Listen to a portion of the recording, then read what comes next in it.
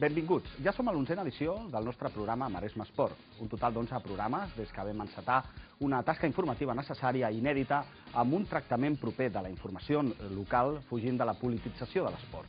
Ara com és habitual, tornem a abordar una nova anàlisi informativa de les entitats esportives amb més batec social.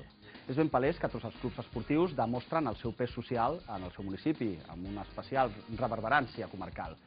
És ben evident el compromís esportiu, com es veu palès en clubs com el Club Hockey Arenys de Mar, que aquest any tindrà un total de 9 equips amb més de 75 jugadors federats, un equip femení a primera catalana, un sènior a segona catalana i també un juvenil, un infantil, un aleví i benjamí i 3 prebenjamins, a més d'una escola consolidada en convenis amb les escoles del poble, dels quals parlarem al programa d'avui. Si voleu més informació de l'esport més local, val a dir que ara també ens podreu veure diàriament a les 9 del vespre després de l'informatiu maresme.info per tal de donar-vos tota aquella informació nova i aquella que us heu perdut en darreres edicions. Comencem!